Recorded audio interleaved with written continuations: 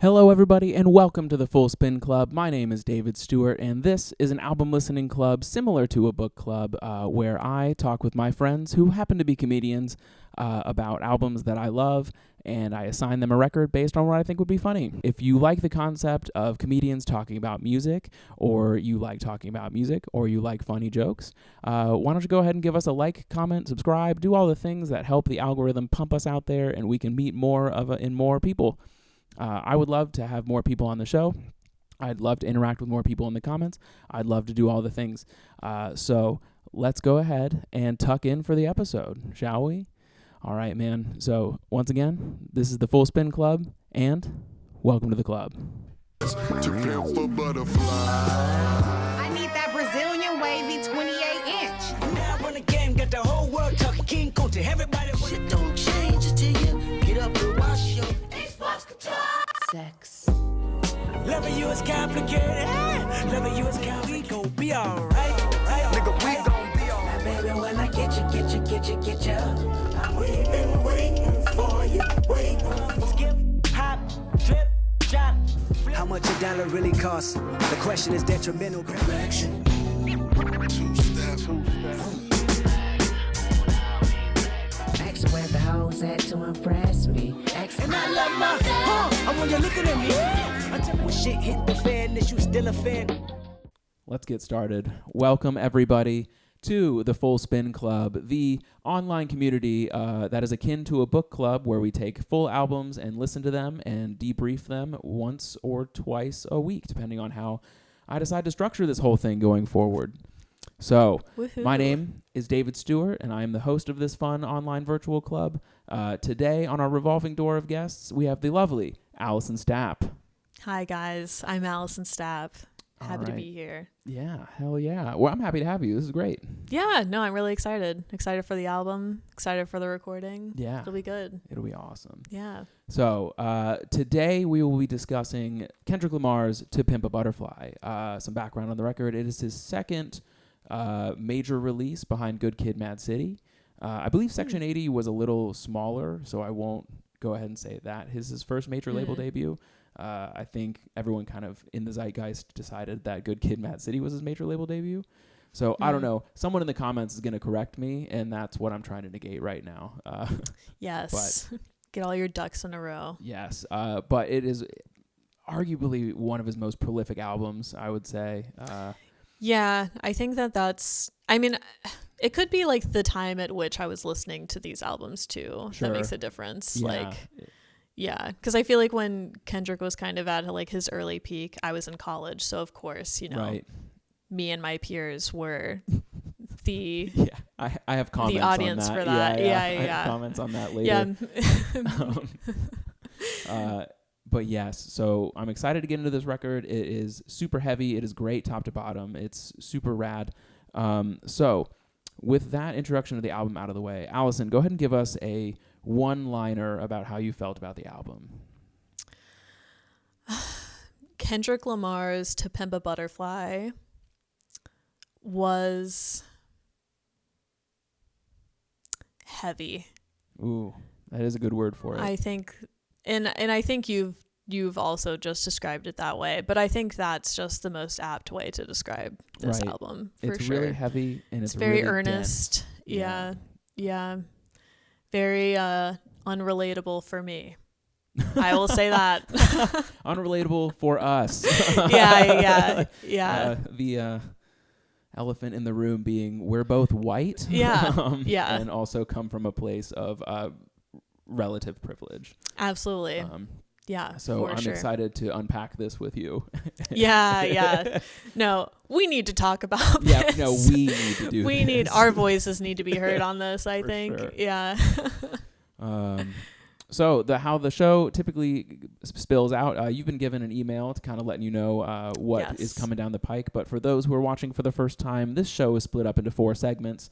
The first segment we call On a Pedestal, which is where we put our 3 most favorite things about this record on a pedestal and praise it and all the loveliness that it is.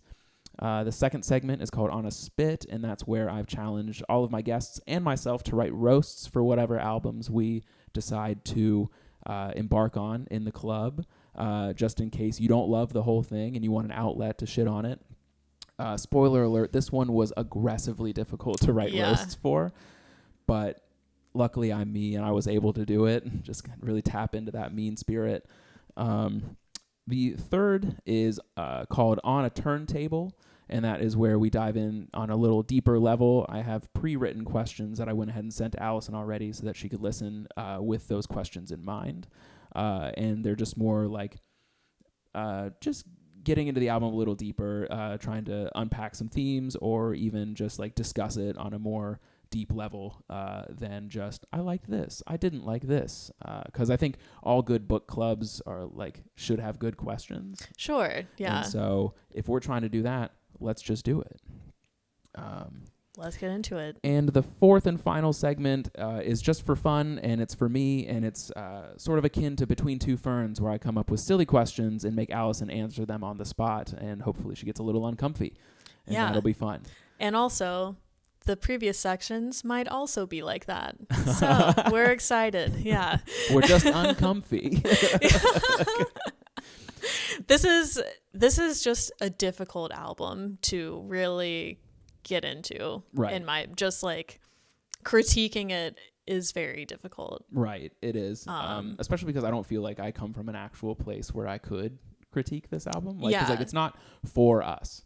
And so to have like negative critiques is way out of pocket. And I'm like really not super well versed in like the rap world either. Oh, okay. Like weirdly enough, like when you asked me to do this album, like Kendrick Lamar is kind of the only rap artist that I have ever consistently kept up with. So Right.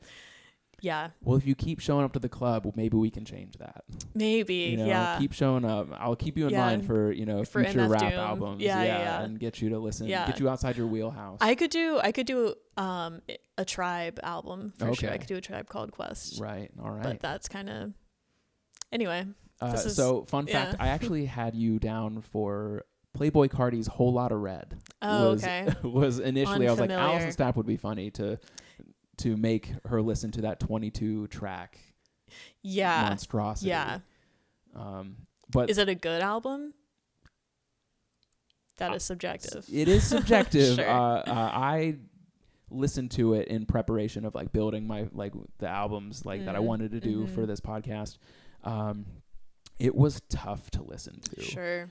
It was made during the streaming era in a big way to where a lot of these artists will make a 22 track album and just see what sticks. And that is the entire vibe I got from that album is that there was not a ton of intention behind it. It was more of just, let's see what works. Yeah. Okay. Sussing out the hits. Yeah.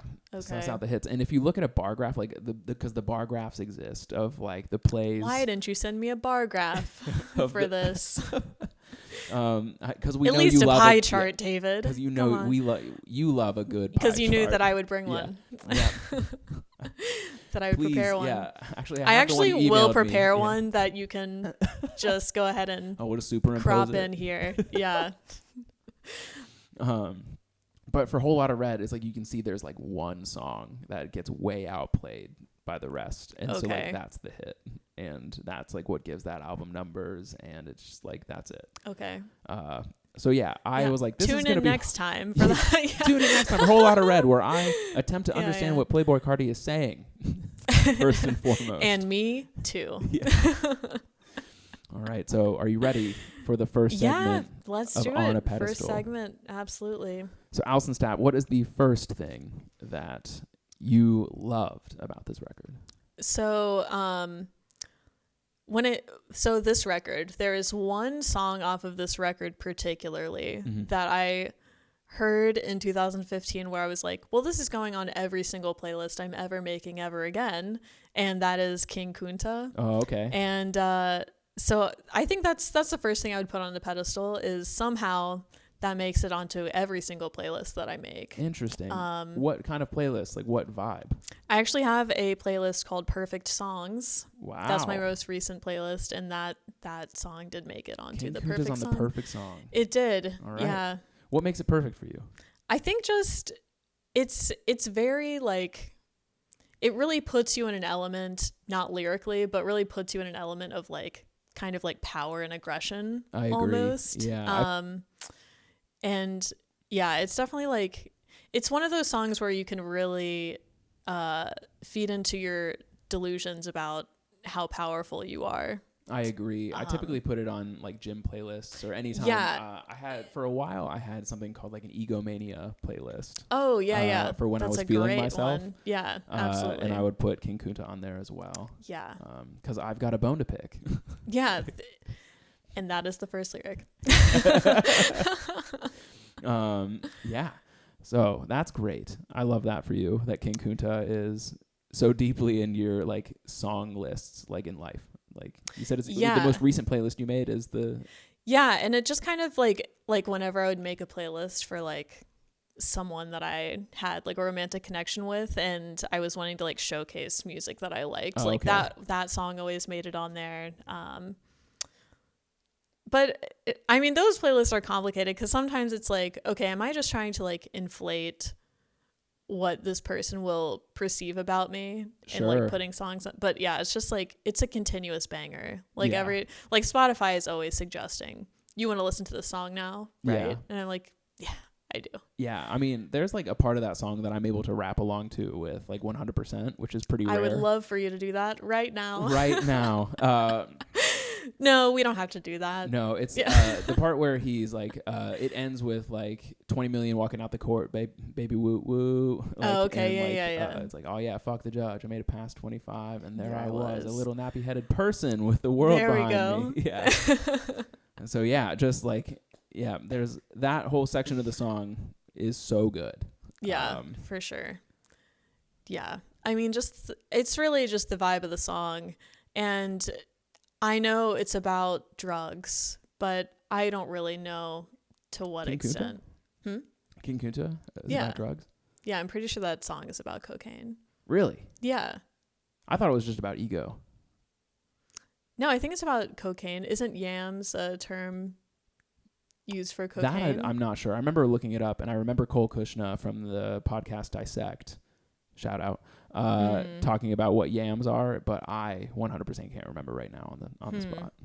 Well, I might be wrong then. All right. Who knows? Look it up. Tell us in the comments how wrong Allison Stapp is or how right she is, which will be lovely. Yeah, I love hearing about how wrong I am about rap songs.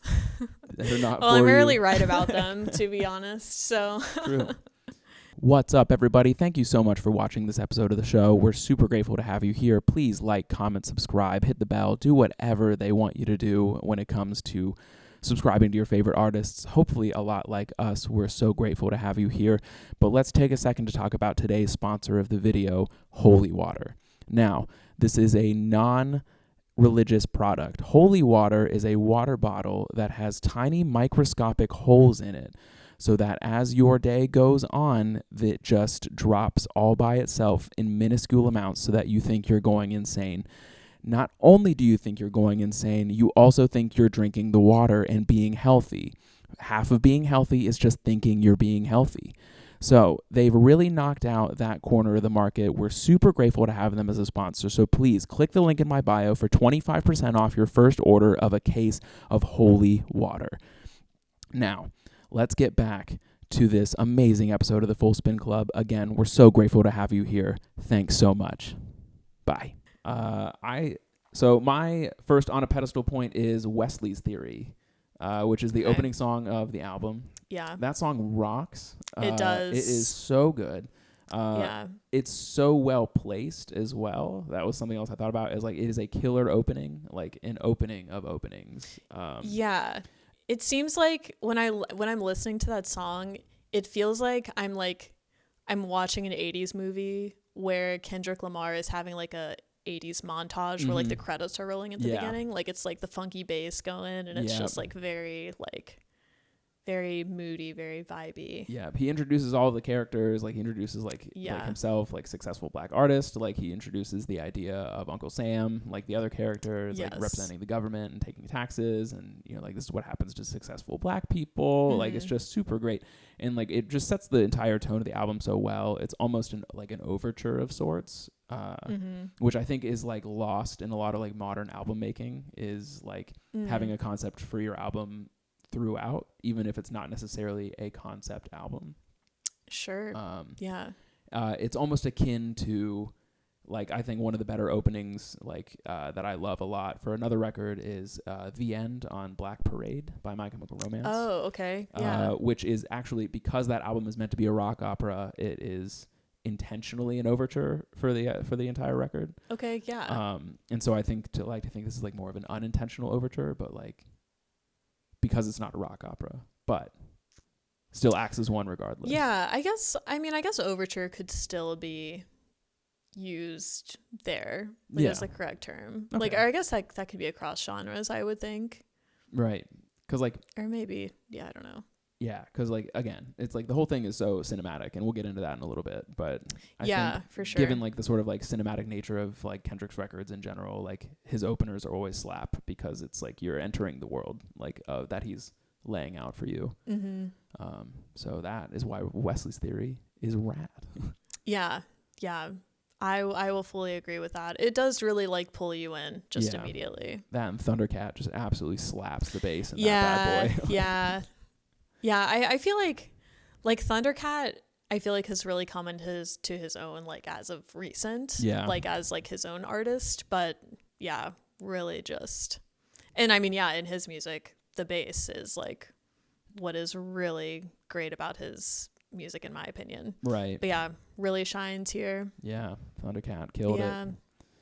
All right, what's your second one for On a Pedestal here? On a Pedestal for the second one, I would probably say I think just the overall themes are just something that unfortunately just have not changed over the years. Ooh. Like, I think it's it has. And I mean, we mentioned before, like, it's not directly relatable to us, like, personally, but it's definitely relatable to just American culture as a whole. Sure.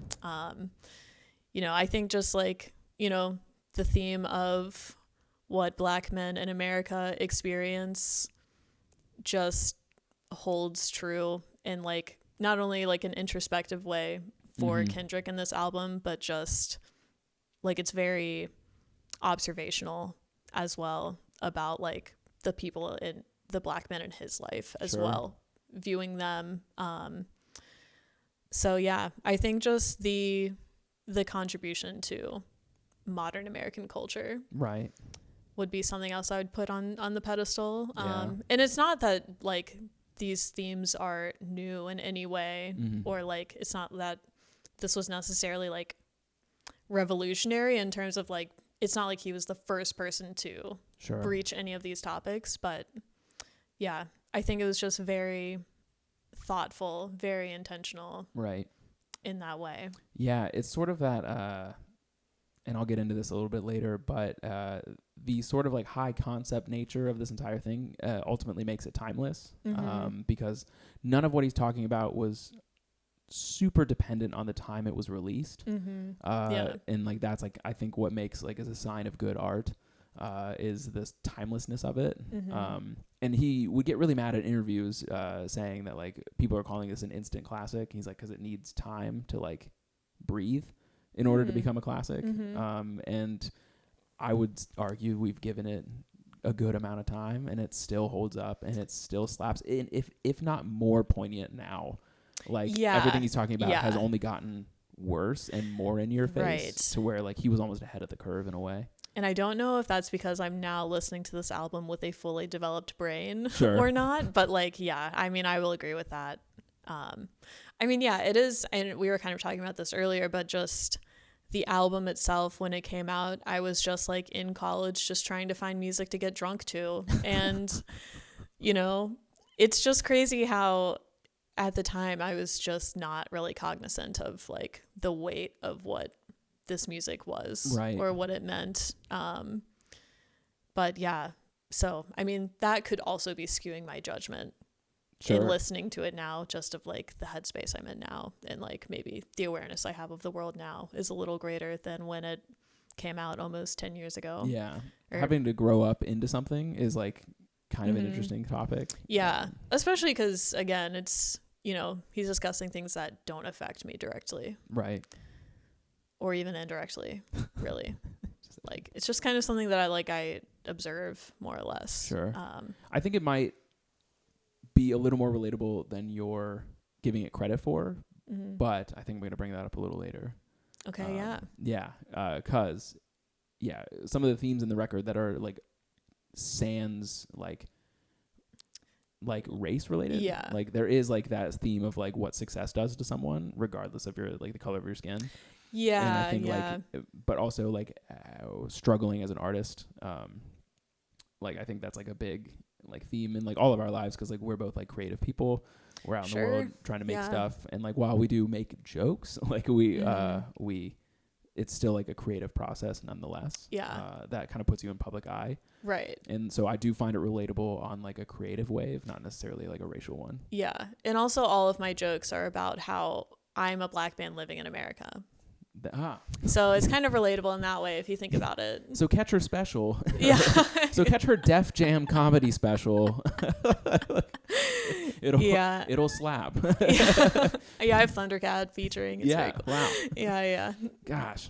Yeah, maybe this is relatable, David, now that you're mentioning it. But yeah, no, I do agree. Yeah, I guess like the second time I listened to this, I really just was not I was not really looking at it through that lens, but you're definitely right. Yeah. Like it has many dimensions. So I'll actually go ahead and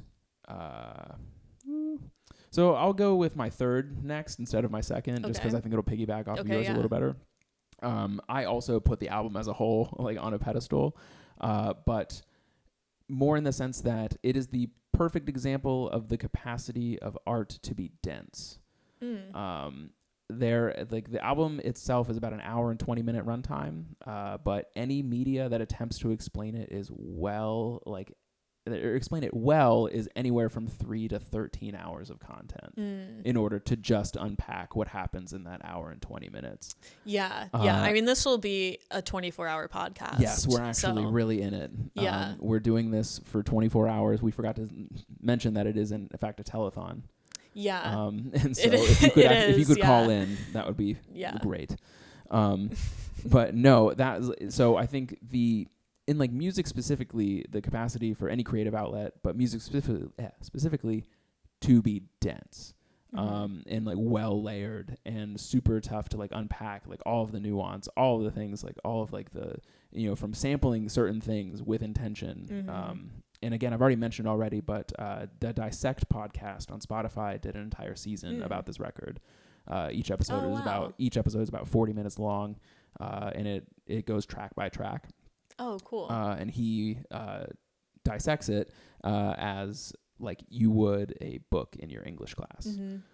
And so that was fascinating because the amount of detail that Kendrick put into making this record is crazy. And just like the cultural significance of some of the samples, like, or, you know, just like the slight references, you know, just tongue in cheek, like just bar for bar, the amount of things you can get into from this record is amazing. And I think that it just is the perfect showcase of what good art can be, is, you know, decade long of discussion after the fact over an hour and 20-minute listen. Yeah. And that's actually funny because that is a segue into my my final one. Is like, I feel like the length of the record as well, like an hour 20, I feel like in modern times that's kind of long. Like, I mean, for this time, like that's pretty standard, or maybe even for the time 10 years ago still would have been considered a little bit long. But yeah, for a very long album, it is like captivating from start to finish. Right. Yeah, even when I was first listening to it, you know, the parts of it that I would still kind of like skip through from time to time. Sure. Like going back, listening to it now, it's like, yeah, it's really just significant from top to bottom. And you can really just feel the intention that he put into like every line, every transition. I mean, like, I am curious about the process of like creating an album. Like, I don't know if it's something where I'm curious like how much you play around with the order of songs. Ooh, yeah. Or if it's like something that you kind of just build together from start to finish. I mean, surely it's not that, but like I wonder what the intention is if like, oh, I'm thinking about it from another creative's perspective of like creating a set list where it's like, oh, this like could maybe like relate back to this joke in a way that I hadn't really thought about. Maybe I'll like amplify this part of this song to complement.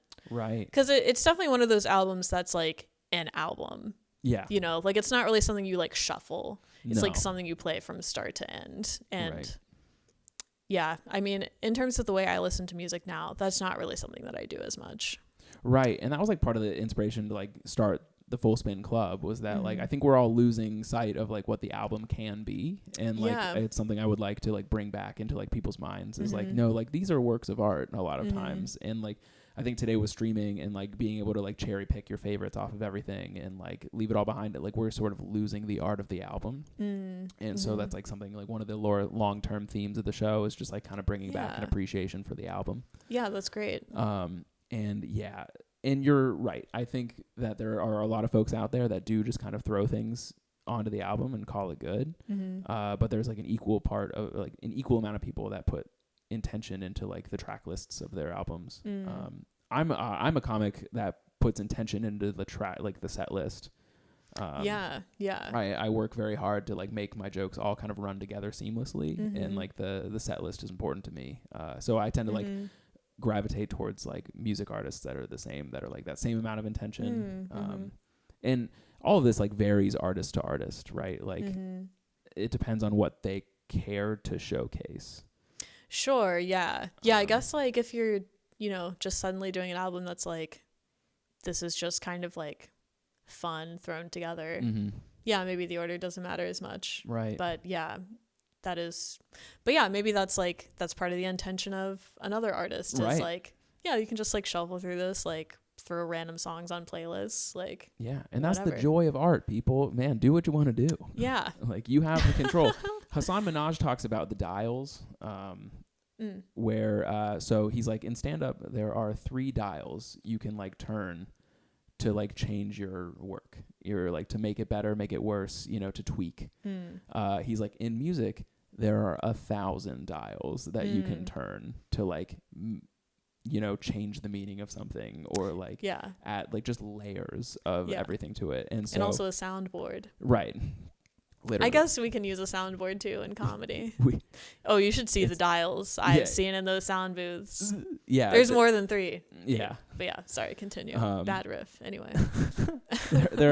So he like, someone I talked about like, he's like, you can change your stage presence. You can, you know, change the way your like your joke works. But like with music, there's so many more layers to like what's possible when you're like recording something. And so this album is one of those where I'm like, the soundboard like in the booth is a very accurate representation of like the amount of things that like Kendrick like put his fingers on, and he's like, yep. Like, this is all very intentional. It would be funny if a stand-up did that though. Yeah. Try to make it like if a stand-up, multi-layered and like, an insane piece of work. Yeah. Diplo doing stand-up. Yeah. Just random. Yeah. So my final pedestal is the song You.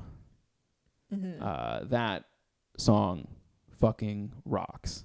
It is horrible to listen to, but it is so provocative. For those that may be unaware, You is where we get an in-depth look into the mental health crisis of Kendrick Lamar in the middle of this record. It is, what was my note here? It said, that song does in 5 minutes what BoJack Horseman does in an entire series of television. Like, it explains anxiety and depression in such a visceral way that there's no way that you can't understand after. Yeah. And it is, like, brutal to listen to, but so good. Yeah, it's definitely pretty haunting. Yes. I mean, just like the internal dialogue of mental illness. Yep. It's one of those things where, like, yeah, that is like a personally relatable song. Like, when you're in the depths of a mental health crisis, is like, yeah, it is interesting how it feels like you can't explain that to anyone. But yeah, when you're literally just like putting it into a song, it's like, oh yeah, this is exactly what it is. This isn't something that only I have experienced. Right. Yeah. And it is, oh God, it's brutal. Because like, it's so relatable to like any like creative type that may not be living up to what they've projected in front of people. Yeah. That's like that's like a big theme of that song. He's like, I don't feel like I'm living up to this thing that I've built myself up to be in the public eye. And like, and he lists the reasons why, and they're all haunting. Yeah. And I get that, because there's like public persona and then your personal persona that feels like a little weak and like not up to standard, and that's no good. Yeah. No good. It's no good. It's hard. Yeah.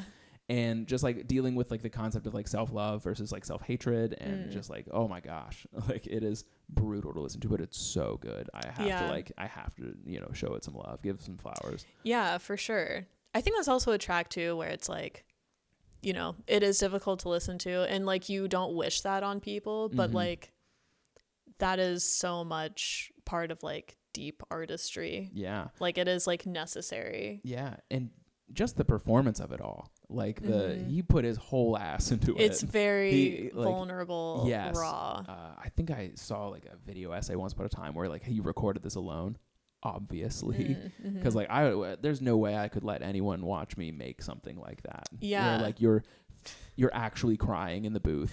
Like there's no way. I'd be like James Spader on the set of anything he works on, where he forces everyone to turn away when he eats. Yeah, like, yeah. That's me. Only I'm like, nobody watch me.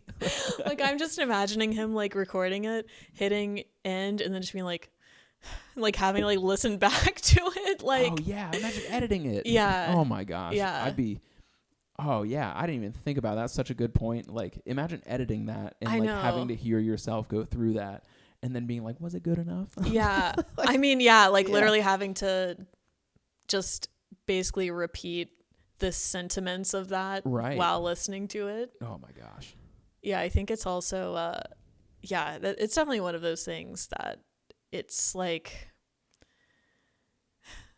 I wonder if like when you're listening back to it, it is like likely very difficult, but are you able to like grasp the bigger picture of like what it does for the album, to where it's not so like brutally painful? Right. And just hope that the message lands. Yeah. Like, imagine that song like ending to silence. Like, yeah, imagine that song bombing. God. Yeah. Jesus. Yeah. Yeah. Oh my gosh. Pass. Yeah. Pass. Yeah. Good on you, Kendrick. Yeah, it gets a pedestal, but yeah. Oh. Brutal. All right, we did it.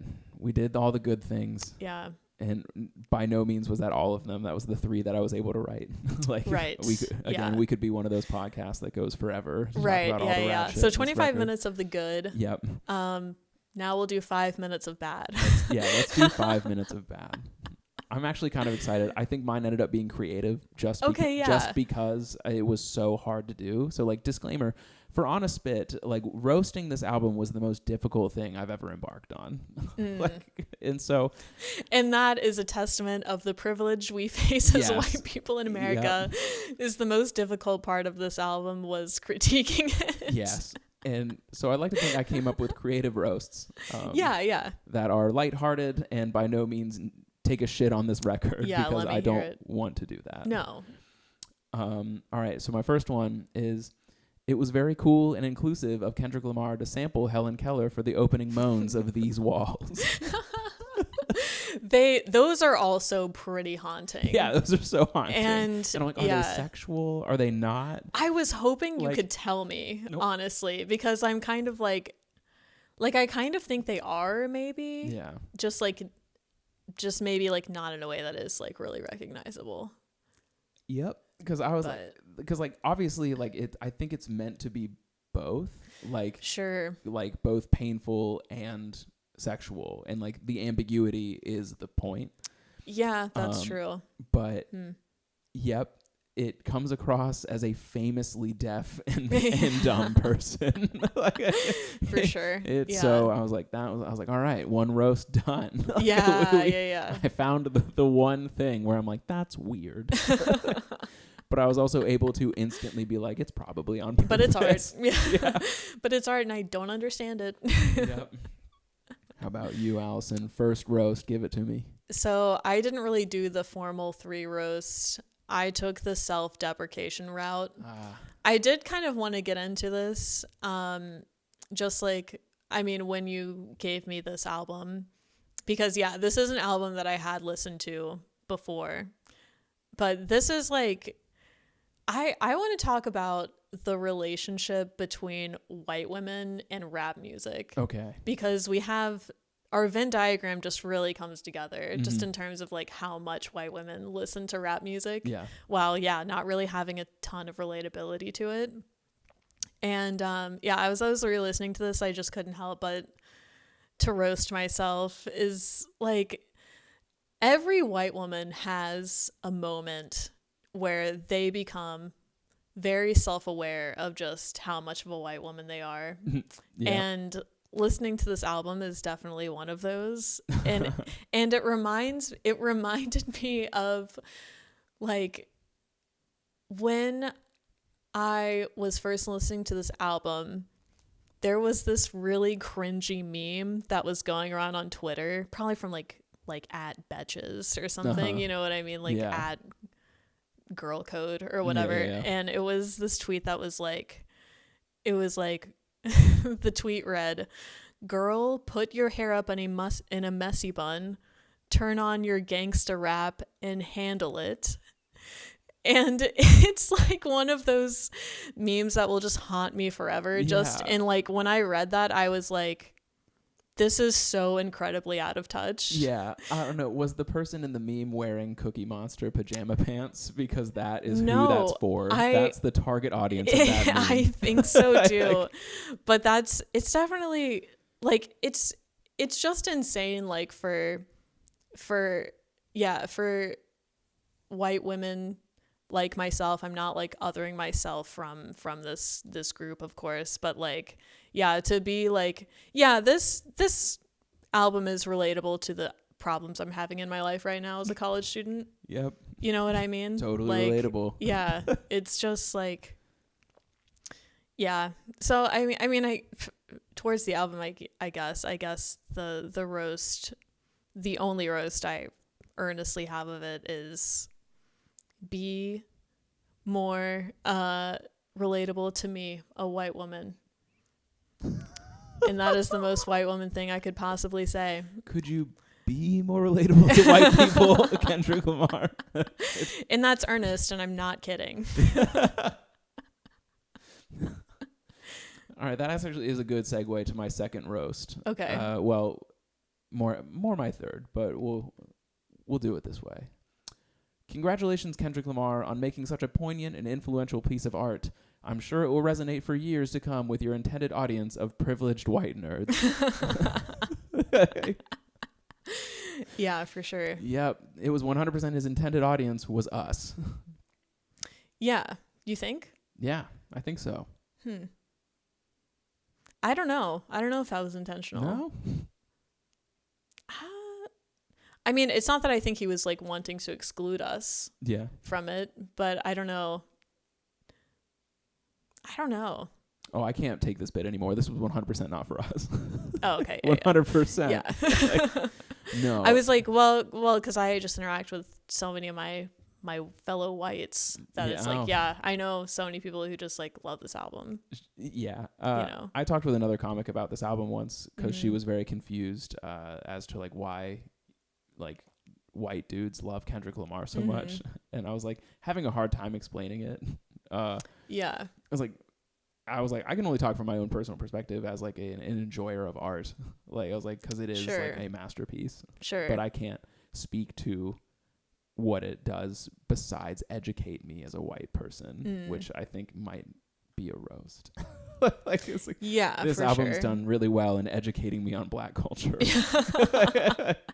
Kind of That's like what I'm saying. Like, I can't roast this without being self-deprecating. Yeah. Like, genuinely. I think a good roast that for years before would be, it's like, thank you, Kendrick Lamar, for making a mirror that shows me my own whiteness. Yeah. That I'm somehow just not noticing still. Yeah. At the same time. Yeah. Like, I think that's the point I'm making, is it's just like, even though, like, you know, it reached me as an audience member when this first came out, it's just like, yeah, the way I was really just unable to really grasp Right. what it was, just based off of. Well, even when it came out, we were in college. Exactly. Which is like our most self-absorbed time of life. For sure. So Yeah. there's no shot it was going to reach Yeah. us. I had no intentions of understanding other people's Yeah. life problems or perspectives. Right, because I'm the main character. Yeah. Yeah. But do you have your third and final roast? No, I arguably did not have a second. Okay, fair Yeah. enough. My third is how much a dollar cost boldly answers the question, what would it sound like if Kendrick Lamar covered What If God Was One of Us? Yeah, that's good. That's good. Because it is. It's What If God Was One of Us with an urban twist. Yeah, for sure. I was like, yeah. if Disney tried to woke retcon What If God Were One of Us, it would be how much a dollar costs. Yeah. Because Well done. yeah, it was a stretch. It took me a while to come up with that one. Yeah, you really carried that segment, and I appreciate you for that. Yeah. Well, I do love a good roast. I mean, I created the show, so like, Yeah, for sure. I love a good roast. It'll be more fun when it's easier to do. So I do apologize for inviting you to the one that is like the most difficult thing to roast on the planet. No, it's cool. But It is cool. eventually, you when we get to undertook it. Limp Bizkit, it'll just be a laugh riot. Yeah, it'll be flipped. 25 minutes Yeah. of roast, 5 minutes of praise. All right. We've done it. We've roasted it. We've said what we liked. Let's talk about some more deeper questions and more introspective or things that are, I don't know, fun to kick around while listening to this record. Yeah, You ready? let's kick around. Let's kick around. So the first question I sent you was, this album always evokes the debate in my mind about music being art or entertainment. What is the moment on this record where Kendrick transcends entertainment and enters the realm of capital A artist? Is there an artist in your library that you feel also is at this level? And if so, what was their moment where they transcended entertainment? I would say probably institutionalized is probably the shift for me in this Okay. album, where it kind of transcends entertainment and gets more into the deeper concepts Right. of the album. Mm-hmm. But I mean, yeah, the album, it definitely, you know, it wax and wanes a little bit in terms of heaviness, but like I do feel like it's something that kind of like crescendos up Sure. until the end. But yeah, let's see. Another artist that I think transcends into artistry opposed to purely entertainment. Mm-hmm. God, Weird Al Yankovic, for Really? sure. Yeah, for sure. And I'm Please not explain. kidding. Yeah. I mean, phony calls, come on. Oh, boy. I mean, So good. parody music in general. Complete artistry. Complete. Yep. Yeah, Really nothing else to talk about because Nope. he's a perfect artist in every way. yeah, absolutely. I mean, it would be great if like Weird Al did just come out with a crazy conceptual album That would be awesome. that is still parody music. Yeah. I would actually love that. That would be awesome. I was going to say, what if you parodied To Pimp a Butterfly. That would probably be the most offensive thing You heard it could here possibly first. You listen heard to. it here first. Petition to get Weird Al to cover To Pimp a Butterfly by Kendrick Lamar. Yeah. Perfect. It would be art in its purest form. Yeah. I was Yeah. skeptical of your answer until just now, or now I want this to be a thing. I want him to take on the challenge. Yeah, I would love for him to potentially completely sabotage his career to do this. He's had a This wonderful career. I know. That's what I'm saying. This should be his final boss. Go out with a bang. You know, it's like you've done BNL, you've done TI. Yeah. It's time to take on Kendrick Lamar. I think so. Yeah. Yeah. No notes. I have no notes on I this. mean, Yeah. I have nothing to add, and that is my earnest answer. Perfect. Weird Al Yankovic. Yeah. I love that. So my moment on the record, I've already mentioned, is You. I think that is is where it just absolutely rips deeper into his psyche and like is the most vulnerable thing I've ever seen anyone record. And by see, I mean listen to. But so my artist in my library that I feel transcends into art as opposed to entertainment is the band Tool. Are you familiar? I know the name. I know none of the music. So if we think about Kendrick Lamar as the king of his lane, you know, like the king of hip hop, I am of one of the folks that think that Tool is the king of like nu metal. And they so what do I think? I think what makes something art is tackling and commenting on high concept topics from your own personal perspective. It's the one thing to make a song a hit, but it is another for a song to have meaning, intention, and opinion, and to be nuanced in expressing all of those things. And I think those moments happened like early in their discography, but I would say Lateralis is like the album in which they really just like said fuck it and started like asking what it means to be a conscious human. And like those are like really timeless songs. They kind of alienate a lot of their audience by being like metal, but there are way more annoying Tool fans than me. I want you to know that. Like there are way more annoying Tool fans. Like in fact, the record is right next to you. Like it's like one of my favorites. But I think they are the artist. Like they are the artist in my catalog that does it as well, but different from Kendrick. I think that's rad. Yeah. Okay. Yeah, that's awesome. Yeah, I really thought this was a comedic podcast. It's a little so both. Okay, yeah. So my bad. All good. All good. Yeah, I'm trying to like think one off the top of my head now that is like, but yeah, I don't know. Anyway, next question. Yeah. Kendrick Lamar's records are so robust they almost seem cinematic. This album is no exception. If you were a director-producer, would you develop this album into a stage play or a film? Who plays the main character, and is this main character fictional or playing Kendrick himself?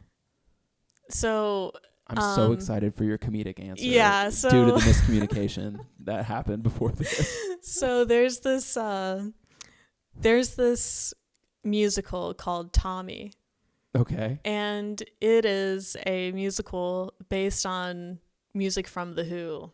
It's about a pinball wizard. No way. Yeah. And so, you know, I think if you were to, you know, have almost like an animated miniseries on this album, just playfully about King Kunta. The entire series about King Kunta. Yeah, and I don't think it would be necessary to really include anything heavy about this album. Really, just play around with the fun parts of this album. The one fun part of the album. Yeah, King absolutely. Kunta. Yeah.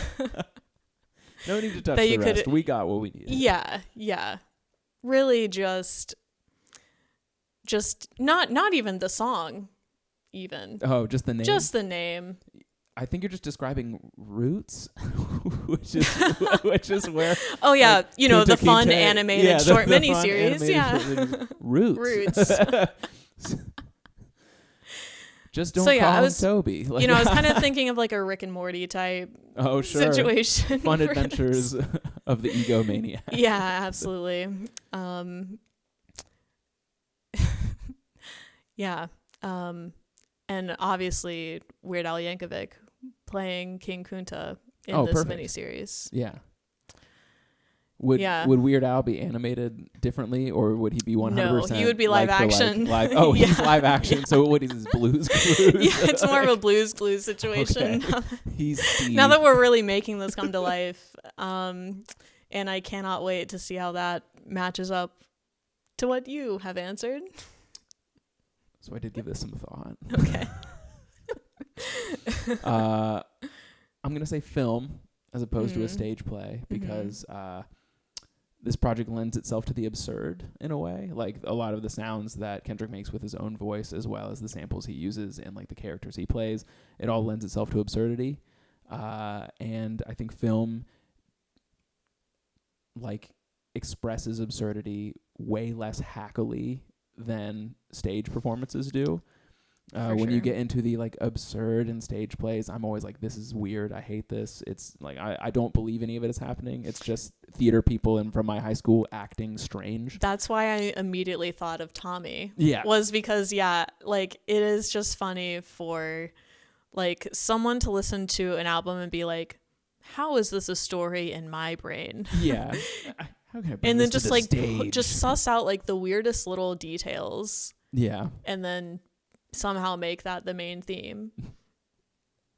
I mean, this is how art is made. Like they say good artists steal. So like what you're Sure. talking about is like would 100%. I think someone's probably written it already. Sure. Like, they found like yeah. the tiniest detail. They're like, and then you just expand it to the size of the universe. Yeah, and then yeah, and then that's how we get Mamma Mia. True. You know, it's like yeah, it is funny like what songs are really showcased in Mamma Mia, like compared to the discography of ABBA. Yeah. Yeah. But anyway, Good times. yeah, I'm sorry I interrupted No worries. you in the middle of that though. I think the main character should be played by either Lakeith Stanfield or Brian Tyree Henry, which are the two leads from Atlanta. Oh, okay, yeah. Yeah. So, because like I think because they've already been in Atlanta and they are used to the absurd, that they would be really great in as the lead in this, whichever they went with. Yeah. Which one plays the rapper in Atlanta? Brian Tyree Henry plays Paperboy. Yeah, he like really he carries the show in Yeah. my opinion. Yeah. I mean, he's a fantastic actor. That's a great character. Yes. But That yeah. show rocks. Yeah, that show is great. Yeah. I don't think I finished the last season, but Unreal. I know. But yeah, I mean, yeah, I could definitely see that playing out very well. Yeah, I think it would be a rad movie. It'd probably be super weird. That's also why I would like it. Yeah, for sure. But yeah, are you ready for the third and final question? Please, yes.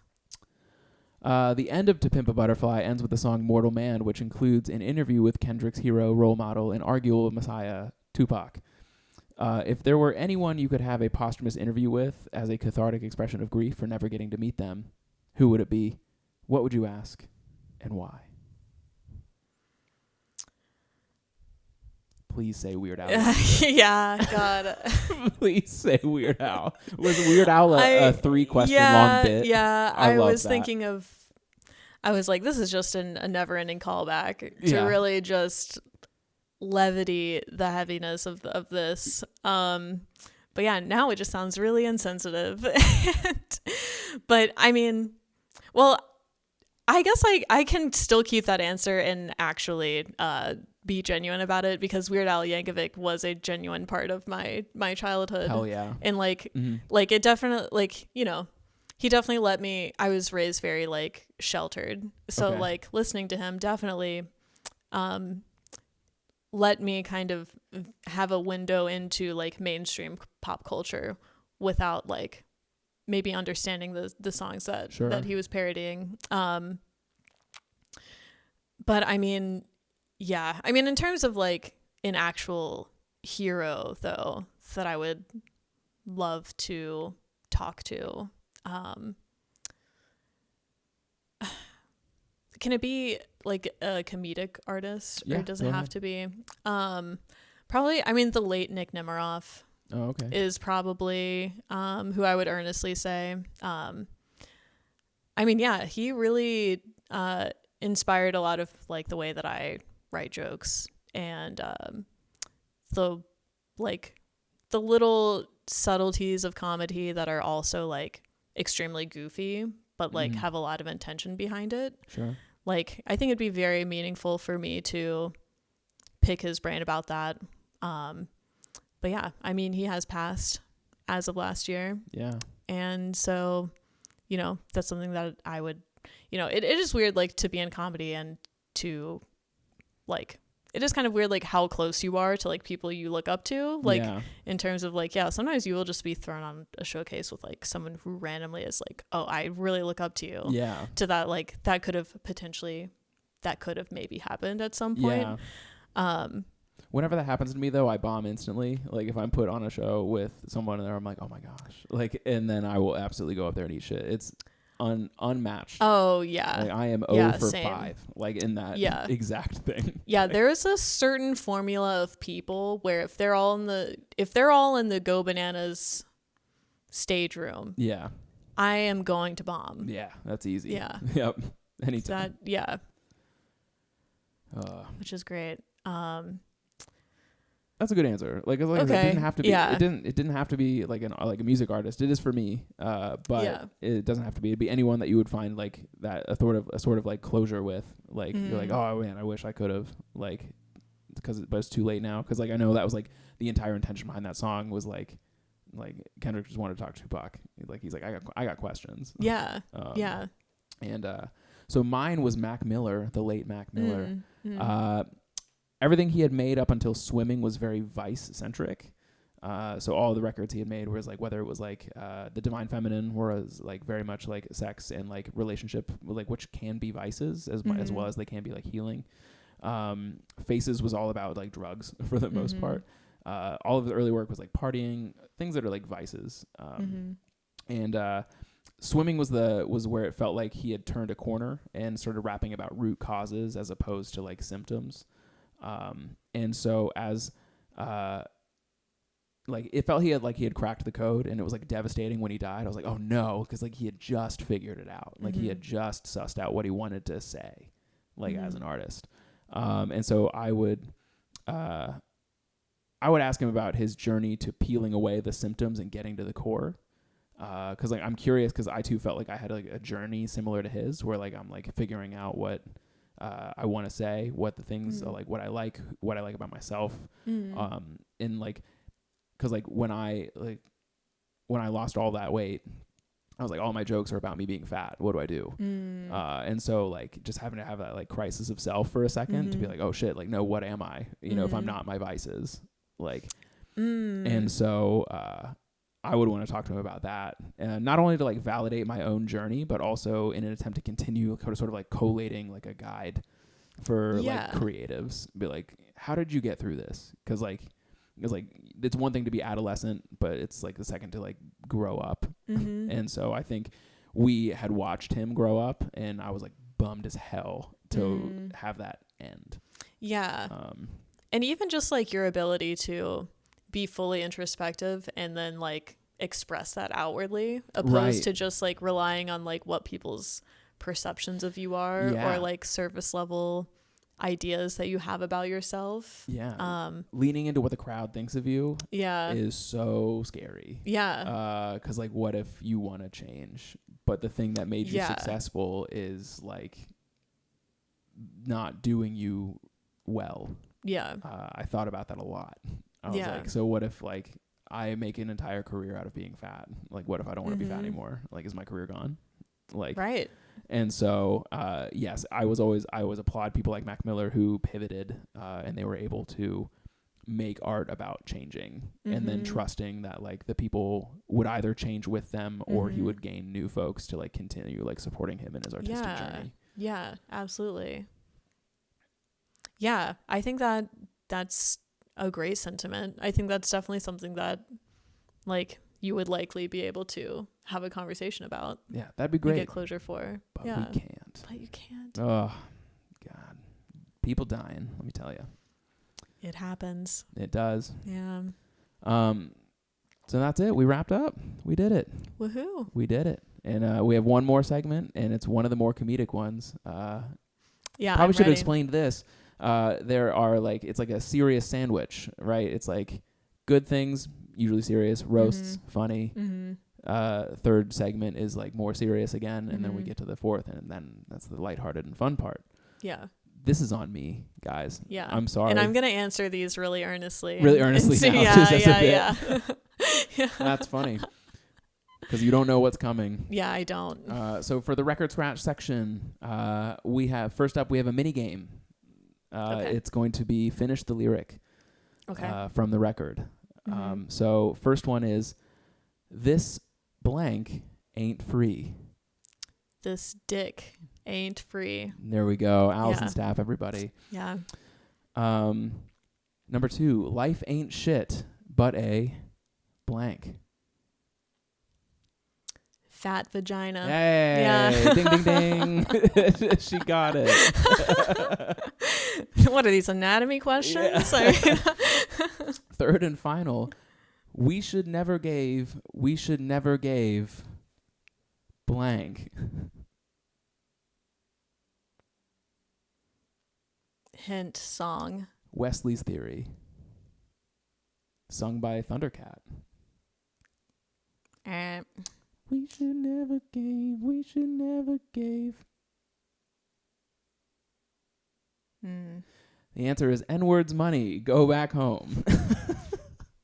There really, we go. the point of that entire section was to get you to say horrific things and get canceled. You got the first two right. Yeah, and they're not cancelable offenses. Unfortunately, mine was by any 100% means. cancelable, so this has really backfired on myself. We had a good run. All right, the next person. So some background information is important for this, for the audience. You, Allison Staff, have recently won the Funniest Person Cincinnati contest. Congratulations. Everyone Thank give it you. up in the room. No Silence. one's here. No one's Yeah. here. So, as the funniest person in Cincinnati, do you have plans to use your clout to scorn anyone a la these walls? And will you misuse your power full of resentment? I've been advised to not. You've been advised to Yeah. not scorn people using Yeah. your clout from the contest? Yeah, I have. If there As were a much person, as I would love to do that. If there were a person, could you describe them? I'm not going to ask you to name names. Oh yeah, for sure.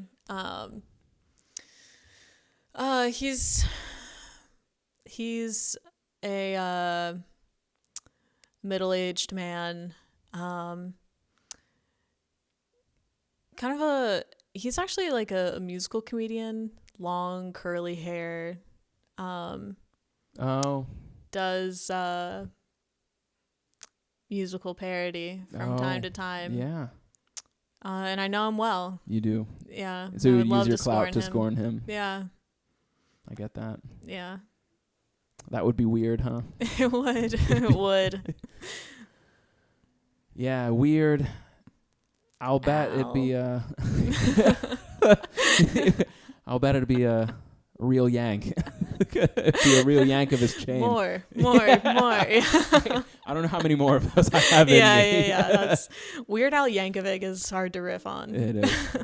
Well, it's hard to like organically put that into conversation. Oh yeah. Yeah. Be a complete robot. Like, Yeah. That's weird.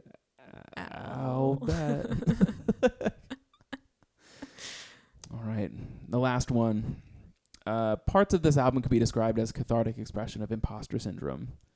When can we expect your album about your imposter syndrome?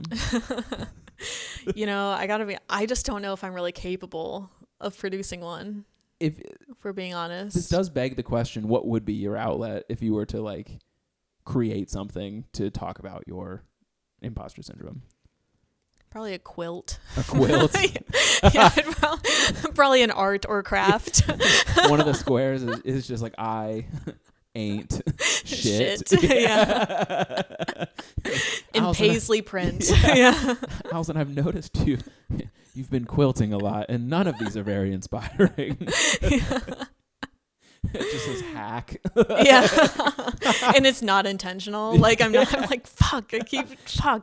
It's like, damn it. I'm trying to get this punchline. It just It's like a Rorschach test, only. Yeah, my sewing machine is just possessed by Yeah. my own manifestations to self-sabotage. Every time I try to make something, it comes out as hack. I have no idea what my medium would be if I were to try and make something about imposter syndrome. It'd probably honestly be a joke. Like, because I find most of my stand-up is me hiding behind jokes to make things I'm uncomfortable about comfortable again. And so it'd probably just be a stand-up bit. Yeah, for sure. I feel it. Well, I feel like a lot of my stage presence is like, you know, being a little awkward, being a little uncomfortable, Sure. and trying to make that funny. But yeah, I don't know if imposter syndrome is necessarily the way I would describe that, though. Right. Yeah. Yeah, I'm really King Kunta up there. Yeah. You know. You are. Yeah. You are. You've seen it. You are the funniest person in Cincinnati. And that's not a money-making scheme for the club. That's not a money-making scheme at all.